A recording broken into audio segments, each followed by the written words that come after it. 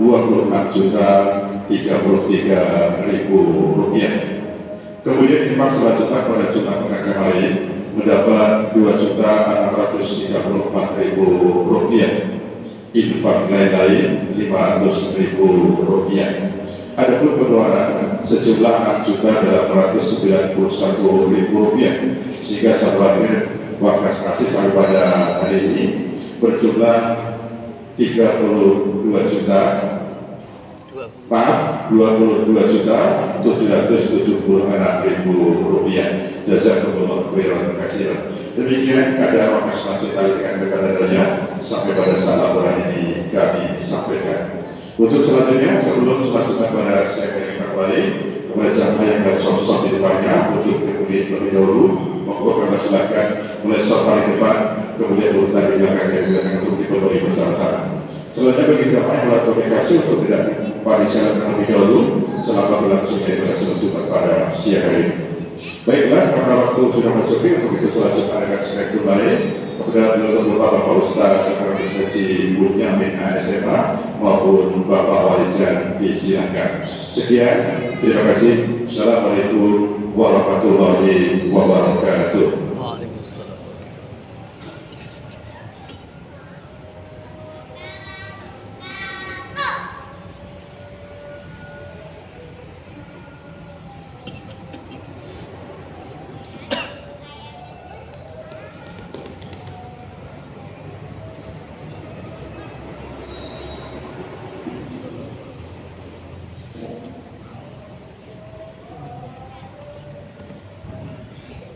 Sebelum khutbah kami mulai, bagi jemaah yang terlambat, artinya karena COVID sudah di atas mimbar, langsung melaksanakan sholat tahiyatul masjid, tidak usah menunggu akhirnya selesai. Begitu Rasulullah memberikan. Assalamualaikum warahmatullahi wabarakatuh.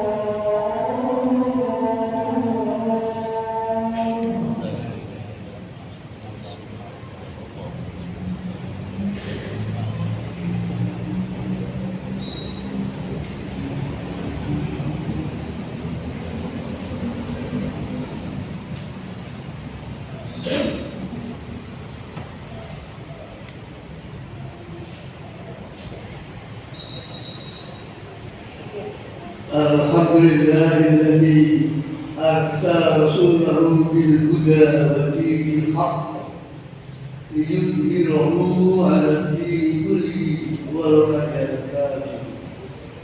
Asyhadu an la ilaha illallah wahdahu la syarika lahu wa asyhadu anna Muhammadan 'abduhu wa rasuluh. Allahumma shalli wa sallim ala nabiyyina Muhammad wa ala alihi wa ashabihi ajma'in. Amma ba'd. Fa ya ibadallah ittaqullaha haqqa tuqatih wa la tamutunna illa wa antum. Alhamdulillahirabbil alamin. Puji syukur kita panjatkan kehadirat Allah Subhanahu wa taala atas berkat limpahan rahmat dan petunjuknya. Hari ini kita masih diberikan kesehatan dan kesempatan serta kemampuan kita untuk berjamaah sholat Jumat di Masjid Al-Ibadah. Kehadiran kita adalah untuk menambah ketakwaan kita. Ya ayyuhalladzina amanu taqullaha haqqa tuqatih wa la tamutunna illa wa antum muslimun. Hai orang-orang yang beriman, bertakwalah kepada Allah dengan sebenar-benar takwa. Dan jangan sampai Anda tidak bertakwa, meninggalkan ketakwaan sampai Anda mati. Jadi takwa kita harus dijaga sampai kita itu dipanggil Allah aja wafat. Dan inilah rukun khutbah yang harus kami sampaikan, berlaku untuk khotib dan jamaah yang berbahagia. Mari kita berdoa kepada Allah dengan takwa yang benar, melaksanakan perintah dan meninggalkan larangan. Serta tambah tentunya dengan sunnah-sunnah yang telah disunnahkan dan jamaah Jumat yang berbahagia. Yang hari ini bertepatan dengan peringatan Maulid Nabi Muhammad SAW. Kami akan mengangkat judul Rasulullah Muhammad SAW sebagai reformis sejarah. Dengan lahirnya Rasulullah 15 abad yang silam, telah lahir seorang reformis, yaitu Rasulullah Muhammad SAW, yang lahir pada tanggal 12 Rabiul Awal tahun 571 Masehi atau 1009 tahun. Kalau sekarang tahun 2025, maka sejak itu Rasulullah lahir sudah 1454 tahun. 1454 tahun. Dan ini sampai sekarang ajaran Rasulullah masih. Muhammad SAW dilahirkan dan dibesarkan dalam masyarakat yang berkepribadian keras di alam jahiliyah, hancur akidahnya, rusak akhlaknya, serta tata kehidupan masyarakat. Selama 12-13 tahun beliau melakukan dakwah di Makkah dalam suasana yang sulit dengan risiko menghadapi tantangan-tantangan yang amat berat. Justru dari seputar keluarga dan juga orang-orang di Makkah yang waktu itu namun babak baru ternyata Rasulullah mendapatkan sifat dari tantangan-tantangan yang mungkin dihadapinya ketika Namun karena tantangan-tantangan itu perlu dihadapi dan situasi yang belum memungkinkan, maka kemudian Rasulullah hijrah ke Madinah. Dengan hijrah ke Madinah inilah kemudian Rasulullah melakukan penataan-penataan secara sosial, secara humanis, secara agamis, dan penataan-penataan masyarakat yang nantinya jadi masyarakat yang berakhlak mulia. Karena itu ketika Rasulullah hadir di Makkah, tentu saja tidak seperti yang diharapkan. Walaupun awalnya di sana begitu banyak orang-orang yang menerima kehadiran Rasulullah, tapi juga tidak sedikit orang-orang yang masih menentang. Maka pada waktu itu kemudian Rasulullah memikirkan untuk mengangkat senjata, yaitu perang yang kali ini memusuhi saudara-saudara di Madinah yang mungkin menghalang-halangi Rasulullah ketika beliau hijrah di sana. Sebagaimana firman Allah di dalam Al-Quran surat Al-Baqarah ayat 219, kutiba alaikumul kitab wa huwa kurhun lakum wa sa'at lakum syai'an wa huwa khairun lakum wa sa'an tuhibbu syai'an wa huwa syarrun lakum wa huwa ya'lamu wa antum la ta'lamun. Diwajibkan atas kamu berperang pada perang peperangan adalah suatu yang kamu benci. Boleh jadi kamu membenci sesuatu, padahal amat baik bagimu dan telah jadi pula kamu tidak menyukai. Boleh jadi kamu tidak menyukai, atau padahal amal buruk itu menjadi amal buruk bagimu, tapi Allah Maha mengetahui, sedang kamu tentu tidak mengetahui. Hadirin tidak berbahagia berbahagia. Ayat inilah yang awal-awal Rasulullah hijrah dihadapkan dengan situasi yang harus dihadapi, yaitu menghalau orang-orang yang waktu itu yang menentang kehadiran Rasulullah untuk meniadakan agama. Maka kemudian Allah berfirman sebagaimana termaktub di dalam Al-Baqarah 216 yang tadi sudah kita bacakan. Dan ternyata ayat-ayat ini kalau kita camkan masih berlaku sampai saat ini. Dan ini juga banyak orang-orang yang tidak mensukai perang. Walaupun perang itu mungkin bagi kita tidak baik, tapi bagi Allah itu sangat mulia.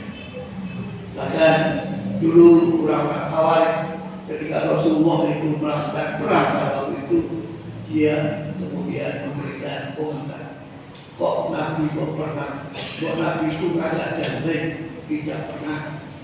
Nah, karena ini perintah Allah, maka Nabi melakukannya.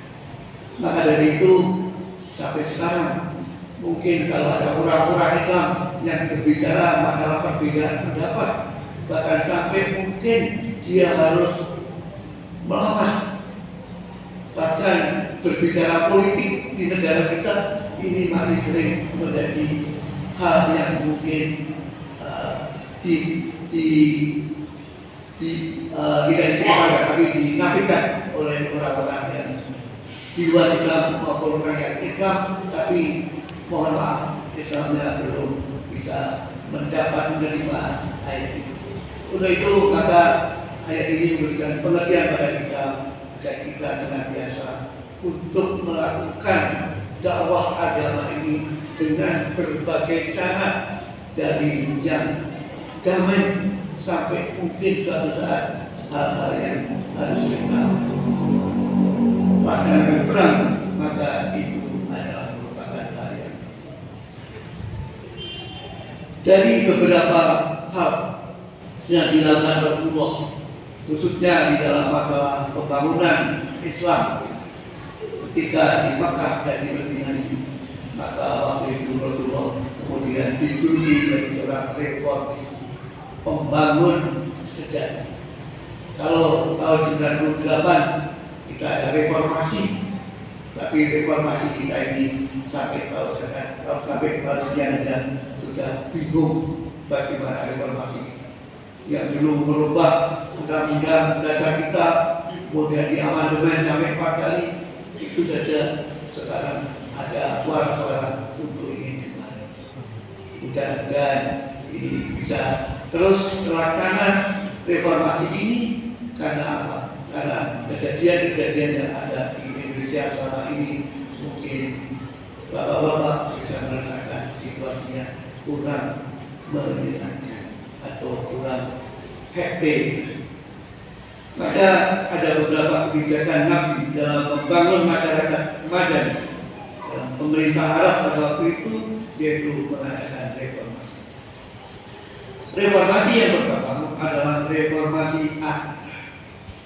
Awal pertama pembangunan Rasulullah yang disampaikan kepada umat Muhammad, umat Islam pada waktu itu yaitu akidah Islam, keyakinan akidah Islam. Akidah Islam yang merupakan fondasi dasar bagi setiap muslim.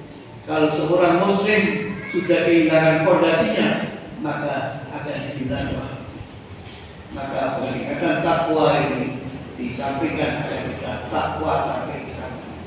Jangan kita berupaya untuk menukar agama kita dengan agama. Atau mungkin kita dari seorang muslim tapi tidak melaksanakan apa yang diberitakan oleh Allah. Maka reformasi Rasulullah di dalam masalah akidah ini. Akidah harus kita yakini. Kemudian yang kedua, akidah yang kita peluk yaitu dinul Islam ini harus kita amalkan. Sebab kembali pada takwa, kalau kita mengaku Islam tapi kemudian kita tidak melaksanakan syariatnya, itu belum disebutkan. Untuk itu kami ucapkan terima kasih hadirin dan Jumat sudah hadir di sini. Alhamdulillah, mudah-mudahan kita termasuk orang-orang yang diterima Allah sebagai orang yang senantiasa mengamalkan syariat. Tugas kita adalah mengajak saudara-saudara kita di rumah yang belum melaksanakan ibadah ini, mungkin dengan cara yang ma'ruf, dengan cara yang baik untuk kita. Sebab biasanya hal-hal seperti ini kurang diminati. Karena itu urusan agama, urusan saya. Anda tidak seperti itu, tidak perlu saya ingat. Untuk itu Rasulullah dalam hal dakwah tidak pernah gentar dan tidak pernah berhenti sampai akhir. Maka ini sudah. Demikian tentang masalah reformasi akidah. Kemudian yang kedua yaitu reformasi akal. Setelah akidahnya menjadi tegak, menjadi bagus, maka Rasulullah kemudian melakukan reformasi akal. Dalam setiap peribadatan itu ada 3 hal yang perlu diperhatikan, yaitu masalah akidah, masalah syariah, masalah akal. Jadi kalau bapak-bapak, saudara-saudara hadir di ruang ini, masalah ibadah kita ini adalah terkait dengan masalah kita ini menyembah Allah, ini akidah. Syariatnya di dalam fikih ada tuntunan bagaimana cara untuk melaksanakan sholat dengan yang baik. Syariat. Kemudian akhlak, di sini ada aturan main, yaitu kalau kita di masjid, sop-sop yang di depan untuk ditempati lebih dulu, tidak menunggu saya di belakang saja. Tapi tuntunan Islam yang benar begitu. Kalau Anda hadir duluan, siapapun, termasuk yang dikatakan ini ada raja sekalipun, kalau raja terakhir, maka bapak tetap harus di depan. Kalau bapak hadir, hanya mungkin aturan untuk anak-anak itu memang di belakang. Jadi kalau di sini ada 6 SD yang datang sini lebih dulu daripada penjenengan, tapi aturan mainnya itu anak SD digunakan karena masih anak-anak belum balik. Yang wajib-wajib dulu, yang wajib-wajib. Untuk itu kata perintah untuk berakhlak mulia ini telah dijauhkan oleh Rasulullah, sebagaimana firman Allah dalam surat Al-Ahzab ayat 21, A'udzubillahi minasyaitonir rajim. Laqad kana lakum fi Rasulillahi uswatun hasanah liman kana yarjullaha wal yawmal akhir wa dzakarallaha katsiran. Sungguh telah ada pada diri Rasulullah suatu suri teladan yang baik bagi orang-orang yang mengharapkan rahmat Allah dan datangnya hari akhir, dan dia banyak menyebut asma Allah. Inilah firman Allah yang memberikan kata kunci, yang memberikan pesan pada Rasulullah dan memberikan contoh Rasulullah ini sebagai teladan yang baik.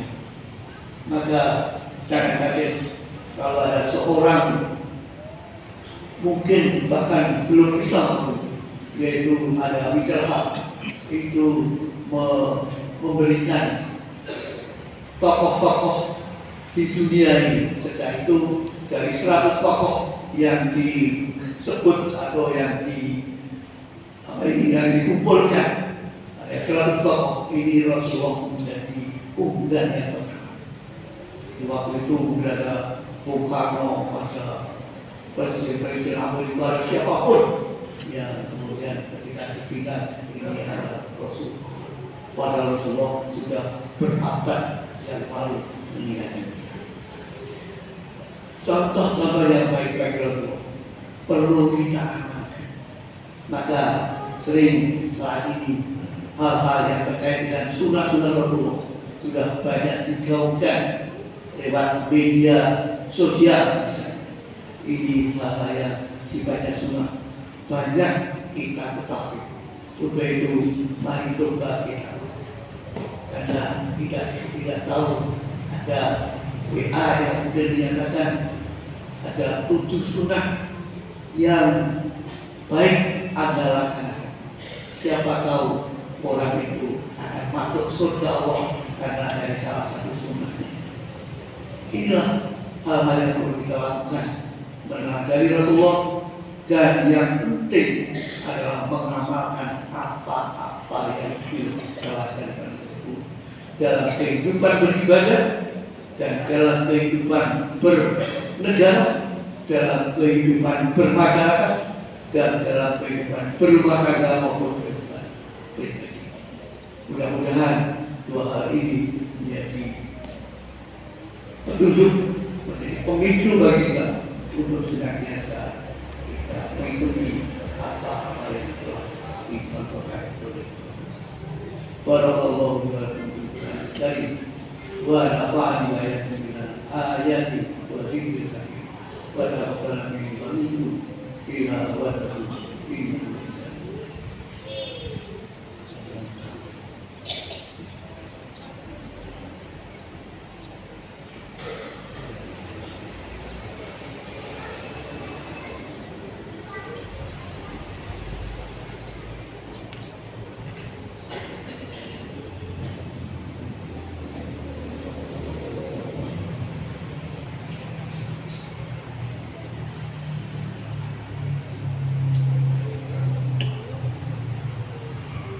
Alhamdulillahilladzi hadana li hadza wa ma kunna linahtadiya laula an hadana Allah.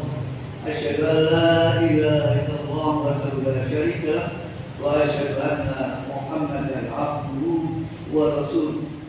Allahumma shalli wa sallim ala nabiyyina Muhammadin wa ala alihi wa ashabihi. Ittaqullah haqqa tuqatih wala tamutunna illa wa antum muslimun. Inna Allaha wa malaikatahu yusholluna 'alan nabi ya ayyuhalladzina amanu shallu 'alaihi wa sallimu taslima. Allahumma shalli ala Muhammad وعلى آل محمد كما صليت على إبراهيم وعلى آل إبراهيم إنك حميد مجيد.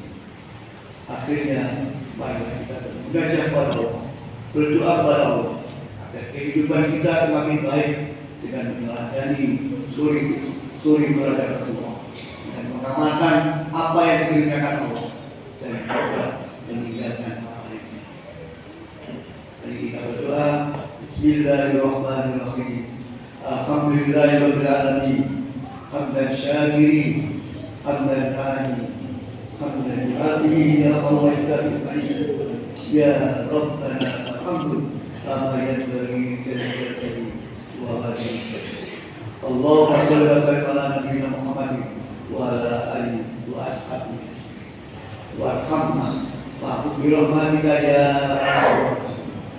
Allahumma fir lil muslimina wal muslimat wal mu'minina wal mu'minat al ahya'i bil balad innaka syami'un qaribun mujibud da'wat wa ya qawiyya Allahumma arina haqqa haqqa warzuqna ittiba'ah wa arina batila batila warzuqna ittiba'ah.